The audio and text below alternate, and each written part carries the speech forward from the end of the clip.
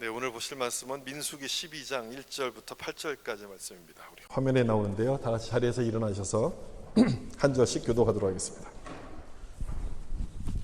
민수기 12장 1절부터 8절까지 말씀입니다. 모세가 구스 여자를 취하였더니 그 구스 여자를 취하였으므로 미리암과 아론이 모세를 비방하니라. 여호와께서 모세와만 말씀하셨느냐 우리와도 말씀하지 아니하셨느냐 하며 여호와께서 이 말을 들으셨더라. 이 사람 모세는 온유함이 지면의 모든 사람보다 더하더라. 여호와께서 갑자기 모세와 아론과 미리암에게 이르시되 너희 세 사람은 회막으로 나오라. 그 세 사람이 나아가매 여호와께서 구름 기둥 가운데로부터 강림하사 장막 문에 서시고 아론과 미리암을 부르시는지라. 그 두 사람이 나아가매 이르시되 내 말을 들으라. 너희 중에 선지자가 있으면 나 여호와가 환상으로 그를 꿈으로 그에 말하기도 하거니 내 종 모세는 그렇지 아니하니 그는 내 온 집에 충성함이라. 그와는 내가 대면하여 명백히 말하고 은밀한 말로 하지 아니하며 그는 또 여호와의 형상을 보거늘 너희가 어찌하여 내 종 모세 비방하기를 두려워하지 아니하느냐. 아멘. 우리 말씀에 은혜 받으세요. 인사하면서 앉도록 하겠습니다. 말씀에 은혜 받으세요. 아멘. 미리암과 아론의 원망이란 제목으로 말씀을 나누겠습니다. 지난주에 우리가 살펴보았던 내용은 이스라엘 백성들의 불평하는 내용을 살펴봤습니다. 길이 힘들어서 불평을 했고요. 그 다음은 고기가 먹고 싶다고 불평을 했죠. 하나님은 불평하는 이들에게 메추라기를 주셔서 이제 고기를 먹게 하셨지만 그 고기를 채 씹어 삼키기도 전에 재앙으로 심판을 하셨습니다. 그래서 그곳 이름을 탐욕의 무덤이란 뜻을 가진 기브롯 핫다와 이렇게 이름을 불렀습니다. 11장에 이런 내용들이 나옵니다. 그리고 그 다음 이어지는 오늘 본문 12장에 가면 좀 우리가 그렇게 기대를 하잖아요. 앞장과는 좀 달라진 모습을 좀 기대하게 되는데 12장 역시 똑같은 모습이에요. 이들의 불평이 계속해서 이어져 갑니다. 이번에는 백성들의 원망이 아니라 지도자들이 원망을 합니다. 백성과 지도자들이 한 세트처럼 이렇게 돌아가면서 원망하는 것을 보면 이스라엘 백성들 전체 가운데 불평이 가득 퍼져 있다는 것을 우리가 알 수 있습니다. 원망한 이들은요, 다름이 아닌 이 모세의 가족이었던 미리암과 아론이었습니다. 12장 1절을 좀 보시면 모세가 구스 여자를 취하였더니 그 구스 여자를 취하였으므로 미리암과 아론이 모세를 비방하니라. 미리암과 아론이 모세를 좀 비방했죠. 미리암은 모세의 누나였고 아론은 모세의 형이었습니다. 이들의 불평은 이스라엘 백성들처럼 먹는 문제가 아니었고요. 길이 험하다는 그런 문제가 아니라 모세 자체에 대한 문제였습니다. 다시 말하면 모세의 권위를 인정하지 않고 도전을 하고 있었던 거죠. 모세 입장에서는 고기를 먹고 싶다고 백성들을 원망하던 그 원망을 이제 극복을 했는데 끝났는데 예상치 못한 곳에서 다시 한번 또 도전을 지금 받게 되는 겁니다. 모세의 권위에 대해서 지금 도전을 하는 거죠. 여러분, 이 권위에 대한 도전은 그 역사가 태초까지 거슬러 올라갑니다. 최초의 인간이었던 아담이 하나님의 권위에 불순종해서 죄를 짓고 타락하게 되지 않았습니까? 그래서 아담의 후손으로 태어난 모든 사람들 마음속에, 우리들 마음속에는 권위에 대해서 도전하고 싶어하는 그런 마음이 있습니다. 권위에 대해서 불평하는 마음이 있어요. 어릴 때는 부모의 권위 또는 선생님의 권위에 대해서 불평을 하고 이제 어른이 되면 직장의 권위 또는 국가에 대한 권위에 대해서 불평하거나 도전하려는 마음이 생기게 됩니다. 물론 권위를 잘못 사용하는 사람들 때문에 그런 것도 있겠지만 죄로 부패한 인간의 마음속에는요, 권위 자체를 좀 인정하기를 싫어합니다. 세상의 모든 권위는 하나님이 사실 위임하신 거거든요. 하나님이 주신 거거든요. 그런데 그걸 인정하지 않고 도전을 한다는 얘기는 하나님의 질서를 흔드는 것과 똑같습니다. 특별히 영적인 공동체라고 하면 더 그런 거겠죠. 오늘 본문에서 불평하는 미리암에게 하나님께서는 나병이라는 무서운 징계를 내리시거든요. 그것도 바로 그런 이유 때문에 그런 거였죠. 1절을 좀 보시면 이들은 무엇에 대해서 모세를 지금 비방하고 있냐면 구스 여자를 취한 것에 대해서 비방을 합니다. 그러니까 이제 모세의 결혼에 대해서 지금 비난을 하고 있다는 그런 얘기예요. 이 구스 여자가 누군가, 여기에 대해서는 이제 두 가지 해석이 있는데, 일반적으로는 이 구스를 이디오피아라고 이렇게 알고 있지만 하박국서 3장의 말씀을 보면 이 구스와 미디안이 같이 나옵니다. 그러니까 구스를 미디안이라고 이렇게 볼 수 있는 근거가 거기 나오는 거죠. 그렇기 때문에 미디안 땅이라고 본다면 이 구스 여자는 모세가 지금 결혼해서 같이 살고 있는 부인 십보라를 가리킨다고 볼 수 있습니다. 이 구스라는 말이 검다는 뜻이 있거든요. 검기 때문에 이디오피아 이렇게 보통 이해하지만 십보라도 마찬가지였어요. 미디안 땅에 광야에서 살던 사람 아닙니까? 광야에서 햇빛을 맞으면서 살았기 때문에 피부가 하얗지는 않았을 거예요. 그리고 그 척박한 광야에서 양을 치는 삶을 살았으니 성격이 보통 성격이었겠습니까? 한 성격 했겠죠. 그러다 보니 시누이였던 미리암과 이 십보라가 서로서로 부딪혀서 비난을 하지 않았을까? 그렇게 보는 해석이 한 가지가 있고요. 또 하나는 이제 이 내용이 일반적이죠. 구스를 이디오피아로 보는 거예요. 그렇게 보면 모세가 이디오피아 여자와 결혼한 것을 비난했다. 이제 이런 뜻이 되는 거죠. 그러니까 십보라가 아마 죽었다라고 가정을 하는 거죠. 십보라가 죽고 이디오피아 여인과 재혼한 것으로 보는데, 미리암은 지금 이런 내용을 지금 이야기하는 겁니다. 율법에 보면 이방인과 결혼하는 것을 금하고 있는데 어찌 모세 당신이 율법을 어깁니까? 지금 그런 얘기를 지금 하는 거예요. 여러분, 어찌 보면 맞는 얘기처럼 보이지 않습니까? 모세가 미리암이 틀린 얘기하는 것처럼 보이지 않아요. 근데 겉으로만 얼핏 보면 그렇게 보이는데 사실 이런 것이 가짜 뉴스입니다. 성경을 정확히 잘 모르는 사람이라면 그 말에 이렇게 끌려가게끔 돼요.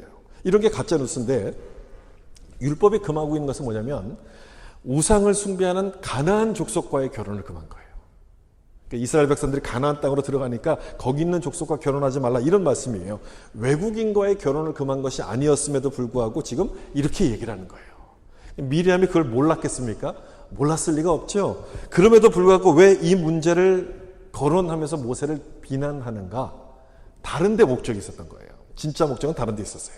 여기 2절을 좀 보시면, 그들이 이르되 여호와께서 모세와만 말씀하셨느냐 우리와도 말씀하지 아니하셨느냐 하며, 바로 왜 비난했는지 바로 이 말씀 가운데 나오죠.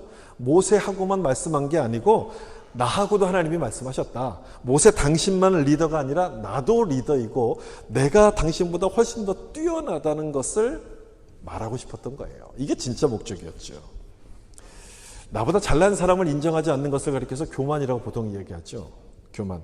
내가 제일 잘났고 모든 사람이 나보다 밑에 있어야지만 만족을 하게 돼요. 따라서 이 미리암의 불평은 교만에서부터 비롯된 겁니다. 근데 여러분, 세상에 나보다 물론 못한 사람도 있지만 나보다 잘난 사람이 훨씬 더 많지 않습니까? 뛰는 사람 위에 나는 놈이 있다, 나는 사람이 있다, 이런 이야기도 있는 것처럼 나보다 잘난 사람이 훨씬 더 많은데 교만의 마음이 딱 들어가면요, 그걸 인정하지 않아요. 이 질투와 시기심이 일어나면서 상대방을 낮추고 나를 높이게 됩니다. 지금 모세에게 이방인과의 결혼에 대해서 막 이야기하는 것도, 율법을 안 지킨다고 이야기하는 것도 모세를 낮추면 내가 높아지기 때문에 그렇게 하는 거예요. 그래서 상대방을 공격하는 거예요. 그러니까 남을 비난하는 것의 대부분의 원인은 그 사람이 진짜 잘못해서라기보다는 나를 높이고 싶어서 그렇게 비난하는 것인데, 지금 미리암도 마찬가지로 지금 모세를 비난해요. 정말 잘못해서라기보다는 나도 모세만큼 하나님과 대화하는 영적인 리더이다, 영적인 사람이다라는 것을 나타내고 싶었던 거예요.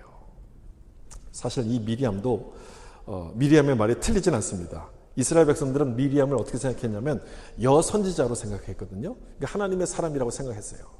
출애굽이 딱 끝나고 홍해를 딱 건너고 났을 때 미리암이 이제 그 백성들이 모든 행한 건너온 것을 보면서 막 노래를 부르잖아요.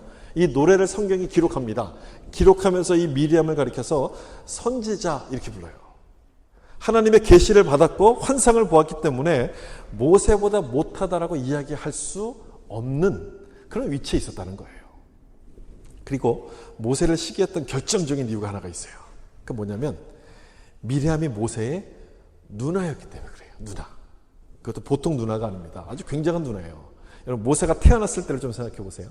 그때 이제 바로 왕이 히브리 남자아이를 다 죽이라 이렇게 명령했잖아요. 그때 그 모세의 어머니 요게벳이 이 죽일 수가 없어서 모세를 이 갈대 상자에다 담아가지고 나일강에다 이렇게 딱 띄웁니다. 그때 이 갈대 상자가 어떻게 되는가를 보려고 따라갔던 사람이 바로 미리암이었어요. 그러면서 쭉 따라가다가 이 갈대 상자를 바로의 공주가 딱 건지는 걸 보고 얼른 어머니 요게벳을 데려가서 유모라고 소개를 해줘요. 그래서 어린 시절을 이 어머니와 같이 자랄 수 있도록 이게 만들어준 겁니다. 이 사람이 바로 미리암이에요. 이게 보통 웬만한 그냥 누나가 아닌 거예요. 그냥 누이가 아니라 생명의 은인과도 같은 누이였어요. 그리고 지금 여기까지 올 때까지 모세 옆에서 후견인처럼 늘 도와주었던 사람이 미리암이었기 때문에 내가 모세보다 못한 게 뭔데? 그런 생각이 든 거죠. 그러다 보니까 모세의 권위에 대해서 도전을 하게끔 돼요. 그래서 미리암이 원망을 하고 지금 여기서 불평하게 되는데 이 미리암의 모습을 보면 원망이 가지고 있는 몇 가지 특징을 좀 보게 됩니다. 일단 교만을 통해서 시작해요. 교만한 마음이 딱 들어가면 질투와 시기심이 일어나면서 원망하고 비난을 하게끔 돼요. 일단 교만에서부터 시작된다는 거예요. 그리고 누가 주로 이 원망을 하냐면 은혜를 베풀어 준 사람이 주로 원망을 합니다. 받은 사람보다는 베푼 사람이 훨씬 더 교만해질 가능성이 많겠죠. 내가 이런 걸 해줬는데 이런 마음이 들다 보니까 교만한 마음이 생기겠죠. 그래서 은혜를 베푼 사람이 원망을 훨씬 더 많이 합니다. 지금 미리암도 마찬가지예요. 내가 모세의 생명을 살렸고 지금까지 모세 옆에서 내가 잘 도와주었는데 너가 나에게 이럴 수 있어? 이렇게 원망하는 마음이 생기게 된 거예요. 예수님께서 산상수훈에서 오른손이 한 것을 왼손이 모르게 하라고 이렇게 말씀하시지 않았습니까? 저는 그 말씀의 의미가 바로 이것 때문이라고 생각해요. 우리가 교만해질까 봐.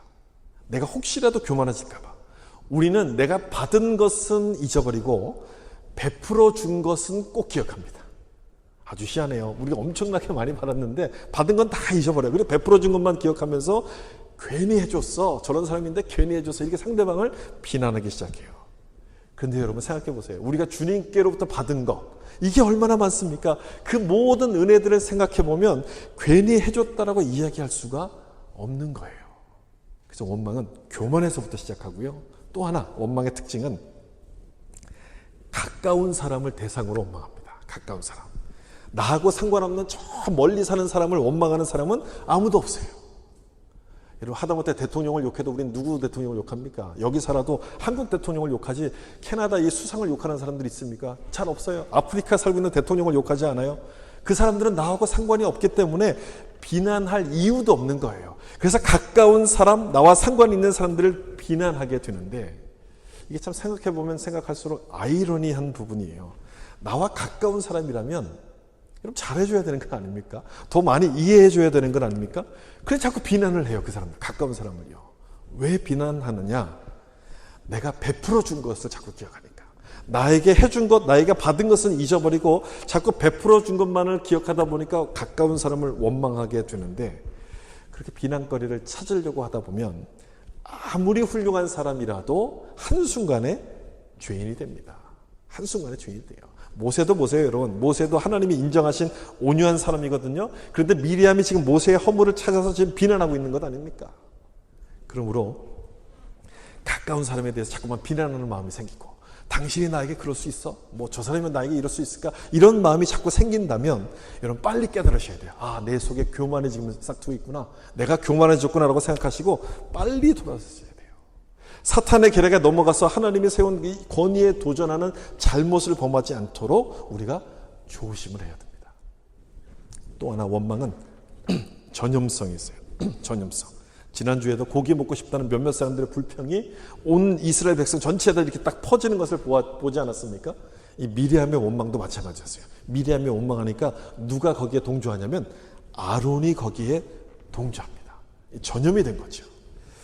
미리암의 이름이 먼저 나오고 그 다음에 아론이 이렇게 나오잖아요. 미리암과 아론이 1절에 그렇게 나와요. 그걸 보면 먼저 이름이 나온다는 얘기는 주동자가 미리암이었고 그 다음에 거기에 아론이 동조했다. 이런 내용이에요.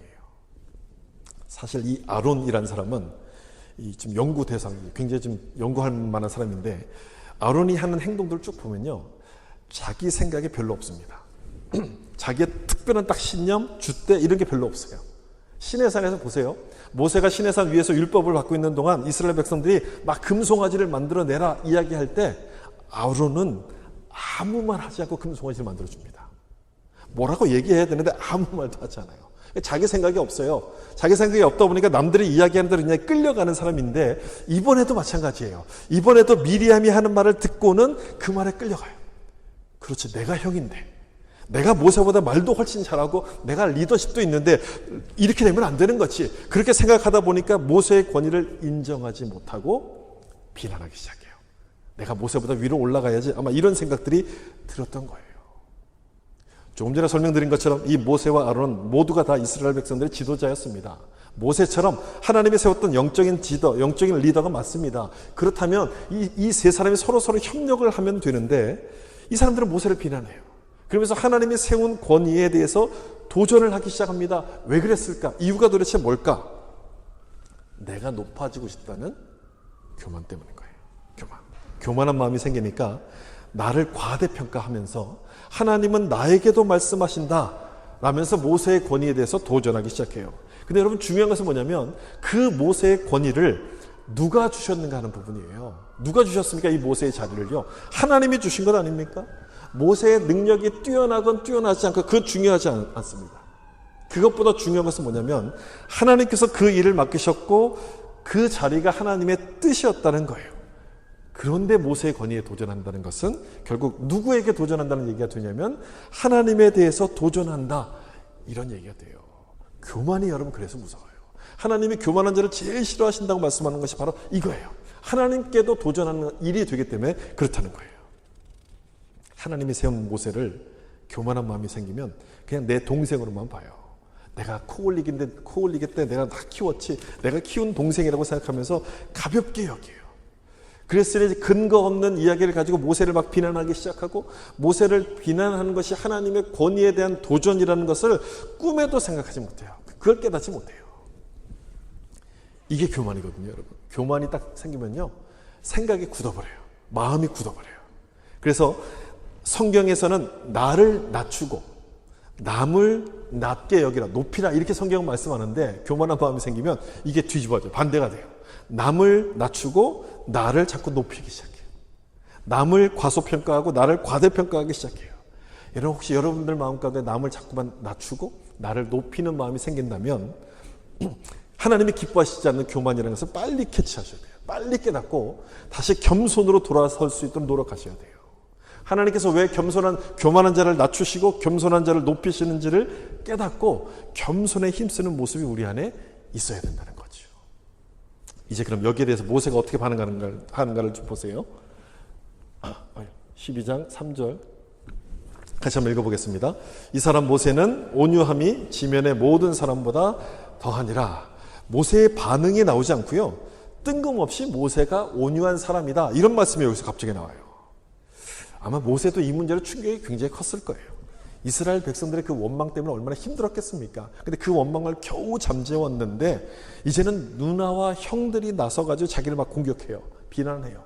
충격이었을 거예요. 저 같으면 하나님, 더 이상 못하겠습니다. 이 고생 시키려고 여기까지 이 일을 맡겼습니까? 막 그렇게 따졌을 거예요. 미리암에 대해서도 막 뭐라고 얘기했을 것 같은데 모세는요, 그러질 않아요. 모세의 온유함을 여기서 언급하고 있다는 얘기는 바로 모세가 그렇게 하지를 않았다는 거예요.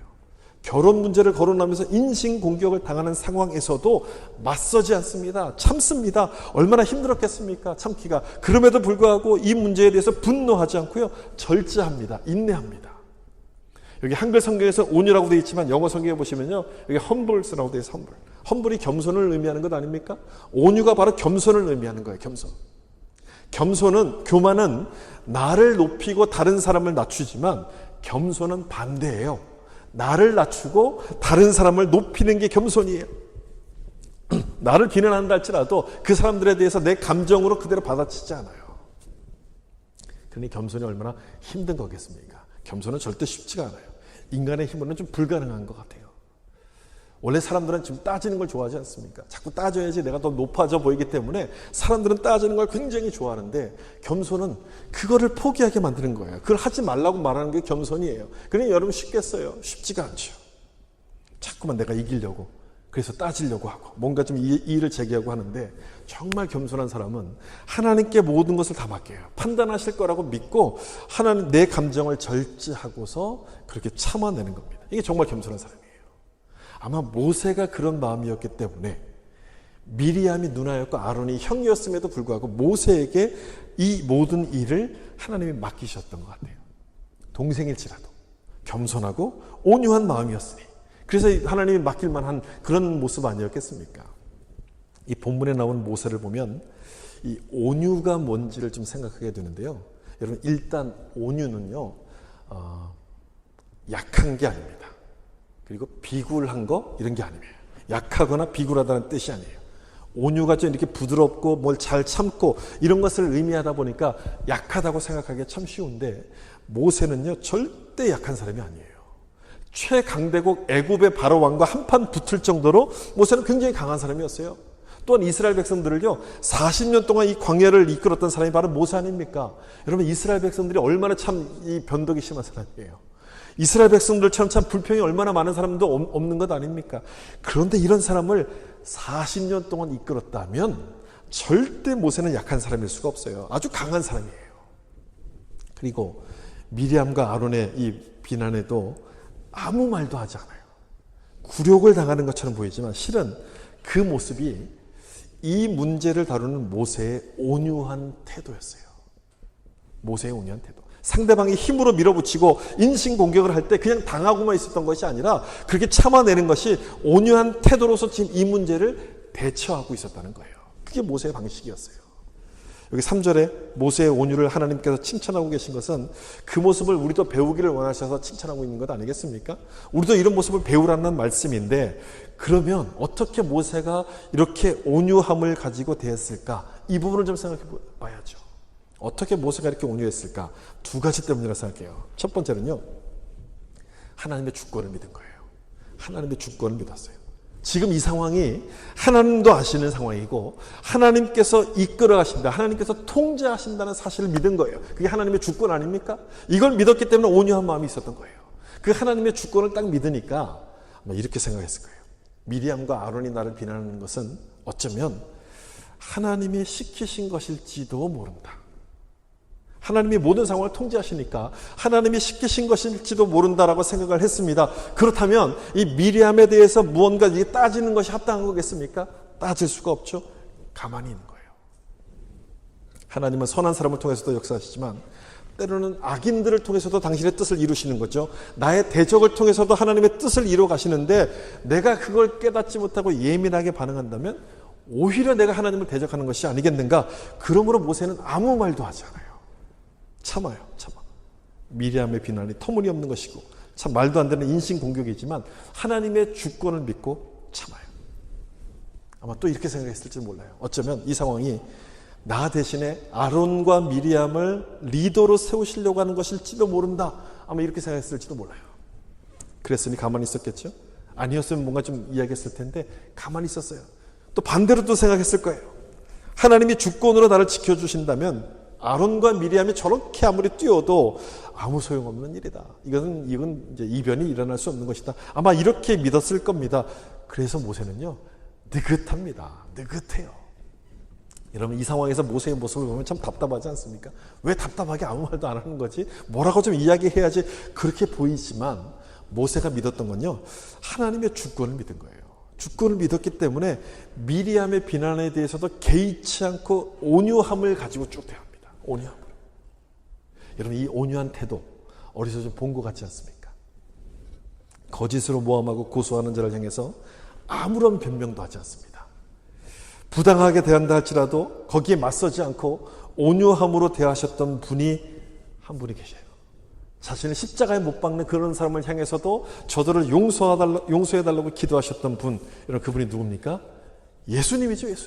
예수님의 온유함이에요. 바로 이 모습이요. 예수님은요, 약해서 참으신 것이 아니었습니다. 방법을 몰라서 참으신 것도 아니었습니다. 그냥 그렇게 참는 것이 자기를 비난하는 자를 대하시는 예수님의 온유한 방법이었어요. 예수님의 온유한 태도였던 거예요. 모세의 온유함을 하나님이 칭찬하셨던 것은 바로 이 모습이 예수님의 모습을 보여주는 거였기 때문에 그래요. 그리고 나를 대적하는 원수를 이기는 방법이 바로 이 모습이었기 때문에 그래요.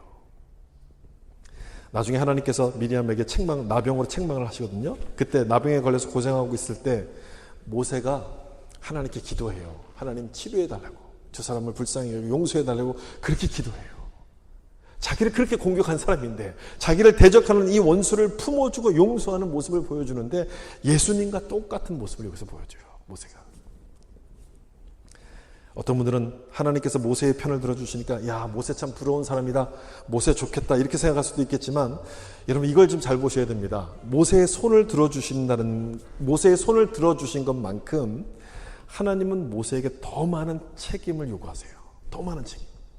모세에게 권위를 주셨으니까 그 권위를 갖고 자기 마음대로 써도 되겠다, 여러분 그런 의미가 아니고요. 권위를 주신 만큼요, 그만큼 더 많은 책임, 인내와 희생을 하나님이 모세에게 요구하셨다는 거예요. 너 감정대로, 자기 감정대로 행동하기보다 나에게 다 맡겨라, 하나님께 맡기고 원수까지 용서하시기를 하나님께서 모세에게 원하셨다는 거예요. 그렇게 본다면 이 리더라는 자리, 위치, 이 권위를 가졌다는 그 자체가 부러운 게 아니라 참으로 두려운 자리라는 것을 기억하게 돼요. 영적인 리더라는 것은 나보다 하나님의 뜻을 먼저 생각해야 되는 것이고, 내 감정보다도 하나님의 주권을 먼저 신뢰하면서 인내해야 되는 자리이기 때문에 쉬운 자리가 결코 아니라는 거예요. 두 번째, 모세가 온유할 수 있었던 것은 이걸 믿었어요.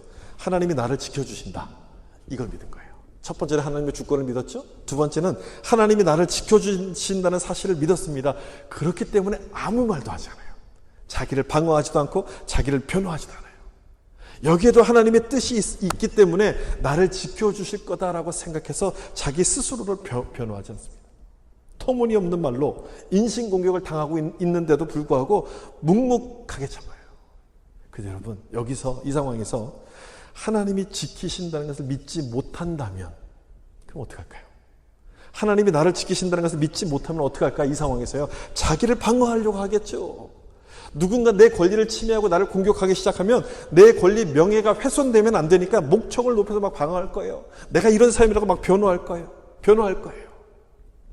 참 안타까운 것은요, 하나님을 믿는다고 하는데도 불구하고 그런 사람들이 있다는 거예요. 어쩌면 우리들의 모습이 그럴지도 몰라요. 어쩌면 내 모습이 그런 사람일지도 몰라요. 누군가 내 권리를 침해하면 불같이 화를 내요. 절대 손해볼 수 없으니까. 어떻게 감히 나에게 그런 말을 할 수 있어? 불같이 화를 내고 자신의 모든 것들을 다 방어하기 시작해요. 조목조목 따져가면서 정확하게 말로서 방어하기 시작해요. 여러분, 하나님을 믿는데도 그런다면 정말 하나님을 믿는다고 이야기할 수 있을까요? 하나님이 나를 지켜주신다라고 그렇게 생각할 수 있을까요? 여러분, 이걸 좀 기억하셨으면 좋겠어요. 내가 나를 방어하려고 하면 하나님이 개입하실 틈이 없어집니다. 내가 나를 방어하려고 하면 하나님이 개입하실 틈이 없어져요. 하나님이 나를 도와주실 이유 자체가 없어지는 거예요. 그것보다는 하나님이 도우시도록 나를 맡겨드리는 것이 훨씬 더 지혜로운 모습 아닙니까? 그 모습이 나를 낮추고 힘을 빼는 온유이고 겸손이라는 것을 모세를 통해 우리가 확인하게 됩니다. 그럼 이 사건에 대해서 하나님께서 뭐라고 판결하시는가를 좀 보세요. 12장 6절 7절인데, 이르시되 내 말을 들으라. 너희 중에 선지자가 있으면 나 여호와가 환상으로 그에게 알리기도 하고 꿈으로 그와 말하기도 하거니와. 내 종 모세와는 그렇지 아니하니 그는 내 온 집에 충성합니다. 하나님께서 이 세 사람을 다 불러요. 부르고 이 세 사람 중에서 미리암과 아론을 앞으로 나오라고 한 다음에 이 둘에게, 미리암과 아론에게 지금 하시는 말씀이 지금 이 말씀이에요. 내가 너희의 와는 꿈으로 이야기하고 환상으로 얘기한다. 좀 모호하게 한다는 거예요. 정확하게 다 말씀하는 것이 아니라 좀 모호하게 얘기하지만 모세와는 내가 직접 얘기한다. 애매하게 이야기하는 법이 없고 내가 직접 정확하게 다 이야기한다. 지금 그 얘기인 거예요. 그 말의 의미는 뭐냐면 모세는 너희와 차원이 다르다는 거예요. 모세는 차원이 다르다. 모세가 하나님이 지켜주심을 믿었던 것처럼 하나님께서 지금 모세의 손을 딱 들어주시는 장면이에요. 어찌 보면 미리암의 주장도 사실 일리가 있어요. 하나님이 우리와도 말씀하시지 않느냐. 그러니까 우리도 리더다. 그렇게 말하는 그 주장도 일리가 있긴 있어요. 모세 혼자만 리더하는 것보다는 같이 이렇게 다 같이 리더하는 것이 훨씬 더 민주적인 방법 아니겠습니까? 훨씬 더 합리적인 방법 아니겠어요? 우리가 볼 때는 일리가 있어 보이는데, 근데 하나님은요, 모세의 손을 들어주세요. 미리암의 손을 들지 않아요. 여러분, 그게 무슨 뜻일까요? 우리가 보기엔 미리암의 말도 훨씬 일리가 있는데 모세의 손을 들어주신다는 얘기는 미리암의 주장이 틀렸다는 거예요. 모세의 자리는 하나님이 주신 자리고 그 자리는 하나님이 세운 권위이기 때문에 그 자리를 넘보지 말고 순종하라고 지금 하시는 말씀이에요. 민주적으로 하자는 그 미리암의 주장에 대해서 그 말은 틀렸다. 이렇게 말씀하세요. 그러면 모세가 너무 힘이 세지는 것 아니겠습니까? 권위를 가진 사람이 너무 높아지는 것 아니겠습니까? 여러분 염려가 되겠지만 그렇지 않아요. 제가 조금 전에 설명드린 것처럼요. 진짜 권위를 가진 사람이라면 절대 자기를 높일 수 없어요. 교만할 수 없어요. 권위를 받은 사람에게 하나님께서 요구하시는 것은요. 다 맡기는 거예요. 하나님께 맡기고 참는 거예요. 희생과 용서를 용서하시기 때문에 절대로 높아질 수 없어요. 참된 권위는, 진짜 권위는 그래서 겸손한 사람으로부터 나오는 거예요. 하나님께서 이 모세에게 도전했던 이 미리암을 나병으로 심판하시거든요. 그러면서 이제 나병을 통해 미리암의 잘못을 깨닫게 하세요. 그런데 나병은 미리암에게만 주시고 아론에게는 나병을 주시지 않아요. 이 장면도 참 신기한 장면인데 왜 아론에게는 안 주셨을까? 아마도 미리암이 주동자였기 때문에 미리암에게만 주신 것 같기도 하고요. 아론이 제가 앞에서 말씀드린 것처럼요. 이게 주택 없는 사람이잖아요. 그러니까 아론에게는 나병을 안 줘도 스스로 깨달을 것을 하나님이 아신 거예요. 미리암이 나병을 앓는 걸 보면 이 아론이 막 지레짐작으로 놀래가지고 이 하나님 앞에 다시 회개할 것을 하나님이 아신 거예요. 정말 그랬어요. 정말. 미리암이 나병에 걸린 걸 보고 미리암보다 더 빨리 아론이 회개합니다. 금방 하나님 앞에 돌아와요. 오늘 본문이 우리 가운데 주시는 교훈이 도대체 뭘까? 지난주에 우리는 불평하는 이스라엘 백성들의 모습을 보면서 불평을 이기는 것은 감사에 대해서 우리가 묵상하지 않았습니까?